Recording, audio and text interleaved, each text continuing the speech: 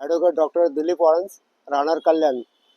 मी गेली 26 वर्ष वकिली व्यवसाय करीत आहे आणि प्रामुख्याने मी सहकार क्षेत्रामध्ये म्हणजे ज्या गृहनिर्माण संस्था आहेत त्या गृहनिर्माण संस्थांचं नोंदणी करणे आणि गृहनिर्माण संस्थाच्या नावावर जागा करणे म्हणजे कन्व्हेंटेड ते कन्व्हेंटेडची मी कामं करतोय आणि ते कन्व्हेंटेड बिल्डर आणि जमीन मालक करून देत नाही म्हणून जिल्हा उपनिबंधकाची नेमणूक केलेली आहे. त्याकरता सक्षम प्राधिकारी यांच्याकडे मी ती मानवी अभ्यासानंतर म्हणजे डीम कन्व्हेन्स प्रकरण हे मी सादर करून आतापर्यंत मी 100 सोसायट्यांचा डीम कन्व्हेन्स केलेला आहे. पण गेल्या आता एक 3 वर्षापासून इथे जे जिल्हा उपनिबंधक आलेले आहेत डॉक्टर किशोर मांडे यांनी हेतुपुरस्पर आणि जातीयवादी भावनेतून माझी जी प्रकरणे आहेत त्या प्रकरणामध्ये जी प्रकरणे मी मानवी अभ्यासांतरी दाखल केली त्याच्यामध्ये त्यांनी जो मोफा कायदा आहे Maharashtra ownership of flats act 1963 त्या कायद्याप्रमाणे जी नोटीस द्यायला पाहिजे संस्थेला कागदपत्र पूर्ततेसंबंधी ते कोणत्याही प्रकारचे ही नोटीस न देता मोफा कायदा कलम 13 प्रमाणे ती या 15 प्रकरणांमध्ये सोसायट्यांना नोटीस न देता ज्या ठिकाणी एखाद्या वर्तमानपत्रामध्ये जर आपण जाहीर नोटीस देतो त्याचे किमान 1000 ते 2000 रुपये देतोय, इथे 15 हजार रुपये घेतले जातात. ते पैसे घेऊन त्यांनी जुजबी हिअरिंग लावली. हिअरिंग लावून ते स्वतः कधी या हिअरिंगला नव्हते. त्यांचा जो कनिष्ठ अधिकारी आहे कनिष्ठ अधिकाऱ्यांमार्फत फक्त त्यांनी ते हिअरिंगच्या प्रोसिडिंगवर फक्त सह्या घेतल्या. त्या सह्यांवर त्यांनी कुठे सही केलेली नाही आणि त्या दिवशी काय कामकाज झालं त्या कामकाज पण त्या प्रोसिडिंगवर त्यांच्या रोजनाम्यावर नमूद नाही. आणि या 2-3 हिअरिंग झाल्यानंतर मग ते प्रकरण त्यांनी बंद केलं. प्रकरण बंद केल्यानंतर मग त्यांनी जो आदेश दिला त्या आदेशामध्ये हे कागद नाहीत ते कागद नाहीत जे कागद नाही आहेत त्यासंबंधी ह्या नियमाप्रमाणे कोणतीही त्यांनी नोटीस दिली नाही किंवा जेव्हा हिअरिंग झाली हिअरिंगमध्ये पण सांगितलं नाही. आणि म्हणजे त्यांनी नैसर्गिक न्याय तत्वांचं उल्लंघन करून गेली 10 ते 15 प्रकरणं त्यांनी नामंजूर केली. असं उल्हासनगर, कल्याण आणि ठाणे शहरातली जवळपास ही प्रकरणं मंजूर झाल्यामुळे जे सोसायट्यांचे सभासद आहेत सगळे खवळले. त्यांच्यामध्ये असंतोष पसरला. मग ते DDRला मांडे नेऊन भेटले. मग मांडेने सांगितलं का वाळांचं काम बरोबर नाही, ते तक्रारी करतात अमुक तमुक. त्यांनी यापूर्वीचे पण 2 अधिकाऱ्यांच्या विरोधात तक्रारी केलेल्या आहेत. जे 2 पूर्वीचे अधिकारी होते सोनावणे आणि पाटील त्यांनी पण हाच पंडा उचलला होता. तर त्यांच्याविरुद्ध मी याच पद्धतीने तक्रार केली होती सहकार आयुक्तांकडे. त्यांची DE लागली होती, त्यांचं डिमोशन झालं आणि त्यांच्या सांगण्यावरून म्हणजे ते मला कोणत्या ह्याच्यावर जायचं नाही, तेही मराठा समाजाचे होते आणि हेही मराठा समाजाचे आहेत. तर त्यांनी यांना सांगितलं की वाळांचं कुठलंच काम करायचं नाही, त्यांची प्रकरणं तुम्ही नामंजूर करा, हे त्यांनी आमची वाट लावलेली आहे. त्याप्रमाणे त्यांच्या सांगण्यावरून त्यांनी ही जी प्रकरणं आहेत नैसर्गिक न्याय तत्वाचं उल्लंघन करून म्हणजे मोफा कायद्याने नियम 13 प्रमाणे कुठल्याही प्रकारची नोटीस न देता ही प्रकरणं ते नामंजूर केली. प्रकरणं नामंजूर केल्यामुळे सोसायटीच्या सभासदांचा असंतोष पसरला. ते DDRला येऊन भेटले. DDRने सांगितलं का त्यांचं कामच तसं आहे, मी तुम्हाला वकील देतो, तुम्ही त्यांच्या दिलेले पैसे परत घ्या. मग त्या सोसायटीच्या लोकांनी माझ्यावर तगादा केला. अनेक भानगड कार्यकर्ते उपस्थित आहेत, चंदू जाधव आहेत, देवदास भोईर, अनेक कार्यकर्ते. आम्ही त्या लोकांना समजावलं सोसायटीच्या किंवा असं नाही आहे, तुम्ही जाऊन याची खातरजमा करा. आणि त्यांनी सांगितलं का वाळांकडे दिलेलं जे काम आहे ते काम परत द्या, मी तुम्हाला वकील देतो आणि पैसे पण तुम्ही परत द्या. त्यामुळे त्या लोकांनी त्याची शाश्वती आणि ते माझ्याशी 2-3 वर्ष याच्यावर तो तगादा चालू आहे. त्यामुळे या सर्व कारणामुळे माझी पूर्णतः जी आर्थिक परिस्थिती आहे ती अगदी दोलायमान झाली, घरादारापासून दागदागिन्यापासून. मग त्या अनुषंगाने 30/9 जिल्हाधिकारी जे आहेत ते डीम कन्व्हेन्स कमिटीचे अध्यक्ष आहेत. मोफा कायद्याप्रमाणे ते डीम कन्व्हेन्सचे अध्यक्ष असल्यामुळे 30/9/25 रोजी जिल्हाधिकाऱ्यांकडे मी तक्रार दाखल केली की अशा याच्यामध्ये त्यांनी प्रकरणं नामंजूर केलेली आहे. त्यांनी दुसरं कुठल्याही प्रकारची नोटीस वगैरे दिलेली नाही. आणि त्याचबरोबर त्याच्यामध्ये एक इथं ठाण्यातलं एक ऋतू एन्क्लेव सोसायटी आहे आणि कल्याणची जी वास्तुस्थिती जे प्रकरण मंजूर असून देखील त्या ड्राफ्टवरून सही करायला त्यांनी गेली 1 वर्षावर लावलेलं आहे. त्यामुळे त्या सगळ्या लोकांमध्ये एक असंतोष पसरलेला आहे. तर त्या अनुषंगाने हे 30/9ला आम्ही कंप्लेंट केली. तर 30/9ला कंप्लेंट करून देखील त्याचा अहवाल कुठल्याही प्रकारे त्यांनी दिला नाही. मग त्याच्याने मी त्यांना स्मरणपत्र दिली. स्मरणपत्र दिल्यावर मग कलेक्टरने त्यांना 17/10/25, 17/11/25, 8/1/26ला त्यांना पत्र देऊन देखील उपनिबंधकांनी कुठल्याही प्रकारचा अहवाल दाखल केला नाही आतापर्यंत. आणि आज जेव्हा आमच्या भेटीप्रमाणे आज कलेक्टर साहेबांना आम्ही या सर्व सन्माननीय येडेकर साहेब, संजय थोरात साहेब, आमचे डॉक्टर देविदास भोईर, चंदू जाधव, नंतर ॲडव्होकेट सोनाली भोईर, संतोष भोईर, आकाश पवार ह्या सर्व जे आमचे कार्यकर्ते आझाद समाज पार्टीचे यांची जेव्हा भेट घेतली तेव्हा त्यांनी जो अहवाल आहे तो थातूर मातूर जो अहवाल आहे का हे कागद अपूर्ण ते कागद अपूर्ण असं तो अहवाल त्यांनी आज दिलेला आहे. वास्तविक जर त्यांनी मला 1 महिन्याच्या आत 30/9/25 पासून किमान 2 महिन्याच्या आत जरी याचं उत्तर दिलं असतं मला पुढची कारवाई करता आली असते आणि आज जे लोक इथे आलेले त्यांना इथपर्यंत यावं लागलं नसतं. त्यांचं याच्यामध्ये तो जो जिल्हा उपनिबंधक आहे हा त्याचा मुजोरीपणा आहे. त्याचे हात वरपर्यंत बांधलेले आहेत. तो कुणाचे मानत नाही. इव्हन मी अँटी करप्शन वाल्यांकडे पण गेले होतो त्यांनी पण तक्रार घेतलेली नाहीये आणि यांच्या विरुद्ध मी जे नौपाडा पोलीस स्टेशन आहे नौपाडा पोलीस स्टेशनलाही तक्रार दाखल केलेली आहे. 12/9/25ला ॲट्रॉसिटीची कंप्लेंट दाखल करून दखलपात्र गुन्हा असताना देखील त्यांनी माझा जबाब घेऊन देखील FIR दाखल केला नाही.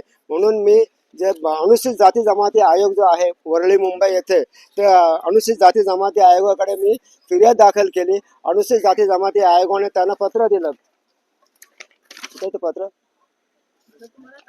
त्याच्यामध्ये तर सांगतो ना तुम्हाला. त्याच्यामुळे अनुसूचित जाती जमाती आयोगाने CP साहेबांना पत्र दिलं की बाबा याच्यामध्ये तुम्ही चौकशी करून अहवाल पाठवा. CP साहेबांना पत्र दिलं तर तरी त्यांनी तर काय केलं नाही. 11/2/25 त्यांनी पत्र दिलं काही त्यांनी हे केलं नाही. शेवटी मग आम्ही कार्यकर्ते जाऊन 7/3/26 माझा त्यांनी जबाब नोंदवला. नौपाडा पोलीस स्टेशनने परत जबाब नोंदवला त्याच्यामध्ये ॲट्रॉसिटीचा. आता त्या ॲट्रॉसिटीचा पुन्हा जबाब नोंदवून देखील आज तागायत कुठलाही FIR दाखल झाला नाही. आणि ॲट्रॉसिटी कायदा काय अनुसूचित जाती जमाती जो अत्याचार प्रतिबंधक कायदा आहे तर कलम 18 प्रमाणे एखादा फिर्यादी जर पोलीस स्टेशनला कंप्लेंट करून घेऊन गेला तर त्याच्यामध्ये कुठलीही प्राथमिक चौकशी करायची नाहीये. त्याच्यामध्ये कुठल्याही वरिष्ठांची परवानगी घ्यायची नाही असं कायदा कलम 18 सांगतो. असं असताना देखील पोलीस पण कायद्याप्रमाणे वागले नाहीत आणि पोलीस पण याच्यामध्ये दोषी आहेत. त्याच्या अनुषंगाने आम्ही CP साहेबांकडे तक्रार केलेली आहे. अद्यापर्यंत FIR पण दाखल झालेले आहे. त्या अनुषंगाने आजची जी आम्ही कलेक्टर साहेबांची भेट घेतलेली आहे म्हणजे जो माझ्यावर जो अन्याय झालेला आहे त्या अन्यायाचं निराकरण होण्याकरता आणि जे सोसायट्यांचे जे नियम प्रकारे नामंजूर झालेले आहेत त्यांच्यामध्ये जो असंतोष पसरलेला आहे त्यांच्यामध्ये जी माझी बदनामी होत आहे माझं जे आर्थिक जे काही नुकसान झालेलं आहे ते सगळं त्याचं निराकरण होण्याकरता आजचं हे जे बैठकीचं किंवा आजच्या या भेटीचं हे प्रयोजन होतं. आणि त्याकरता आज माझ्यासोबत आझाद समाज पार्टीचे अध्यक्ष ठाणे जिल्हा येडेकर साहेब आहेत, संजय थोरात आहेत. तर त्या अनुषंगाने आपण याच्या माझ्यासोबत होता. हे जे माझं म्हणणं आहे या अनुषंगाने मी मांडलं आहे की लोकांचा जो असंतोष आहे आणि लोकांपुढे खरी बाब समोर यावी. आणि आता त्यांनी जे उत्तर दिलेलं आहे याच्यात हे कागद नाही त्या कागद नाही. मग जर हे कागद नव्हतेच तर त्याच वेळेस त्यांनी नोटीस प्रमाणे मला सांगायला पाहिजे होतं की बाबा हे कागद अपूर्ण आहेत म्हणून तुमचं प्रकरण आम्ही स्वीकारत नाही.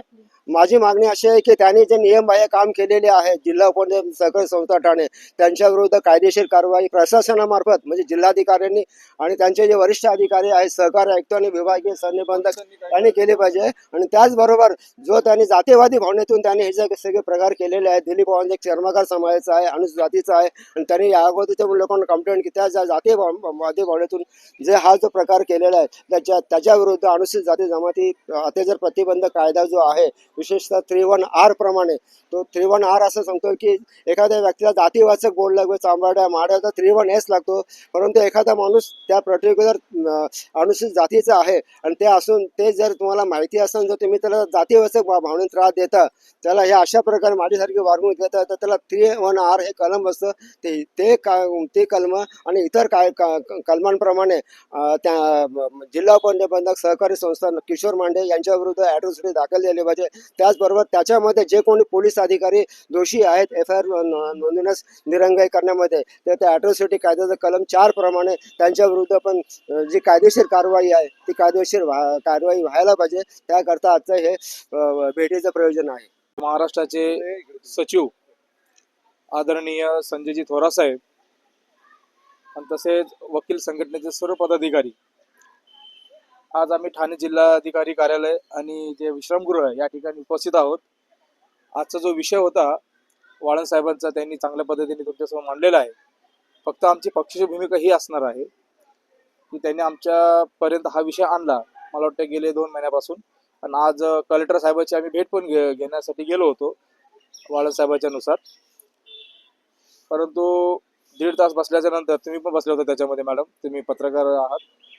परंतु त्यांनी काय आपल्याला म्हणजे असं काय भेट दिली नाही. परंतु आम्ही त्यांना जेव्हा ते निघत असताना गेटच्या ऑफिसच्या बाहेर आम्ही त्यांना तिथंच त्यांची भेट घेतली. आमचे थोरात साहेब महाराष्ट्राचे त्यांनी त्यांच्याशी संवाद साधला की बाबा हे जे प्रकरण आहे त्याला न्याय द्या आपण. आणि गेले कित्येक दिवस वाळन साहेब ह्या विषयाला धरून आहेत.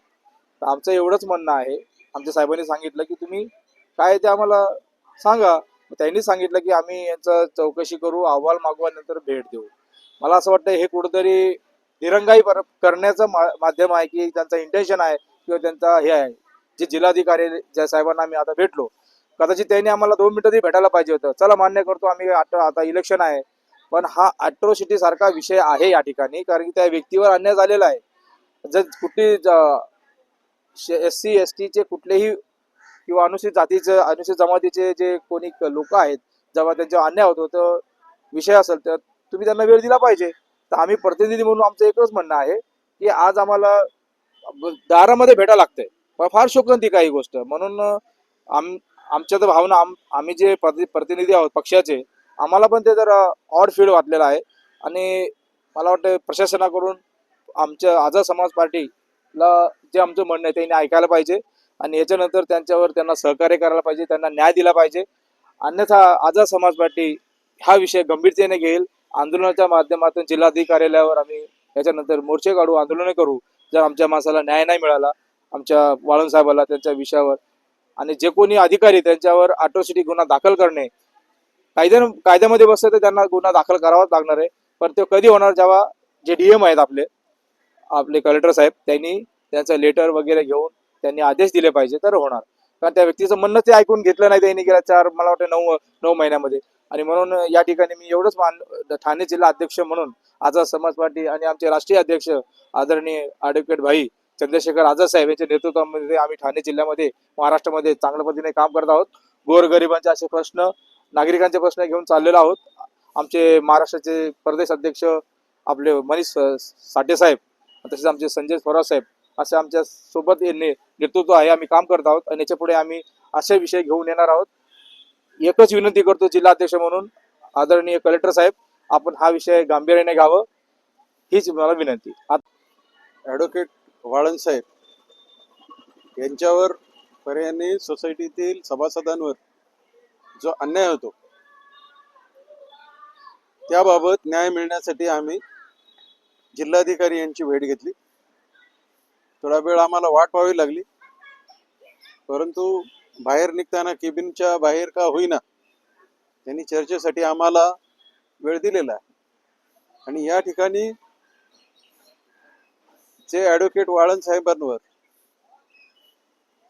मांडे नावाचे जे उपनिबंधक आहेत त्यांच्या मार्फत जो अन्याय होतो, त्यांची अनेक प्रकरणं ते फेटाळतात, त्यांच्याबद्दल गैरसमज निर्माण करण्याचा प्रयत्न करतात आणि एक वकिली पेशात असलेल्या मागासवर्गीय चर्मकार समाजाच्या व्यक्तीवर त्याच्या मेहनतीने जे उत्पन्नाचं साधन आहे त्याच्यावर गदा आणण्याचा प्रयत्न मांडे उपनिबंधक हे करत आहेत. असे आझाद समाज पार्टीकडे जी तक्रार आलेली आहे जिल्हाध्यक्ष येडेकर साहेबांकडे, त्याच्यावरून आमच्या निदर्शनास येते आणि त्यासाठी आम्ही जिल्हाधिकारी साहेबांची भेट घेतली आणि त्यांना विनंती केली की याबाबत काही प्रशासकीय दिरंगाई होत असेल तर संबंधित अधिकाऱ्यांवर कारवाई करा आणि संबंधित मांडे यांची चौकशी करून आणि त्यांच्यावर अनुसूचित जाती जमाती यांच्यावर जो अन्याय अत्याचाराचा जो ॲट्रॉसिटीचा कायदा आहे त्या अन्वये त्वरित गुन्हा दाखल करण्याची प्रक्रिया सुरू करावी. त्याशिवाय या कायद्याचा पण वचक राहणार नाही आणि दलित आदिवासी सुद्धा सुरक्षित राहणार नाही. अशा प्रकारची आम्ही मागणी जिल्हाधिकारी साहेबांकडे आम्ही केलेली आहे. आणि सामाजिक कार्यकर्ते दिलीप वाळन यांच्यावर उपजिल्हा निबंधक यांच्याकडून जे डीम कन्व्हिन्सचं जे काम आहे हे काम करत असताना जे केली जाणारी सापत्न वागणूक आहे किंवा त्यांची कामं अडवण्याचा जो प्रयत्न केला जातो आणि त्यामुळं त्यांना आर्थिक अडचणीत आणलेला आहे किंवा समाजामधली त्यांची पत खालवण्याचा प्रयत्न त्यांच्याकडून केला जात आहे. या प्रकरणी वाळंज यांनी केलेली जी तक्रार आहे त्या अनुषंगाने पाठपुरावा करत असताना त्यामध्ये मोठ्या प्रमाणावर दिरंगाई होते आणि ती दिरंगाई हेतुपुरस्सर होत असल्याचे प्रथमदर्शनी आमचे सहकारी आणि आझाद समाज पार्टीचे महासचिव सन्माननीय थोरात साहेब, जिल्हा अध्यक्ष येडेकर साहेब यांनी सन्माननीय जिल्हाधिकारी यांच्याकडे ही गोष्ट निदर्शनास आणून दिली. जिल्हाधिकारी साहेबांनी वेळ दिला नाही, पण केबिनच्या बाहेर निघत असताना 2 मिनिटं चालता चालता त्यांनी ही कथा ऐकून घेतली, म्हणणं ऐकून घेतलं आणि न्याय देण्याचं कबूल केलं असलं तरी पण एवढ्या 3 वर्षाच्या कालावधीमध्ये वाळंज यांना न्याय मिळाला नाही. या प्रकरणी सर्व कार्यकर्त्यांमध्ये संताप व्यक्त होत आहे आणि यापुढेही जर वाळंज यांना न्याय मिळाला नाही तर इथल्या ज्या सामाजिक संघटना आहेत किंवा राजकीय पक्ष आहेत हे सर्व या प्रश्नावर उग्र असं आंदोलन करतील आणि एक जो ज्येष्ठ वकील आहे त्यालाही जर न्यायासाठी संघर्ष करावा लागत असेल तर त्यासाठी समाज रस्त्यावर उतरेल आणि न्याय मिळवण्यासाठी प्रयत्न करील असं मी इथं जाहीर करतोय. मी ॲडव्होकेट सोनाली भोईर. आज आम्ही कलेक्टर ऑफिसच्या बाजूला आहोत. कलेक्टर साहेबांना भेटलो. जे मांडे आहेत उपनिबंधक यांनी जे आपले वाळंजर आहेत त्यांच्यावरती जे डीम कन्व्हेन्ससाठी जे काम करतात त्यावरती जे अन्याय केलेला आहे ते बघता त्यांच्यावरती म्हणजे जे अन्याय केले ते झालं नव्हतं पाहिजे. पण काही असतं की राजकारण असतो आणि जातीवाद हे जे आहे ते त्यांनी केलेलं आहे.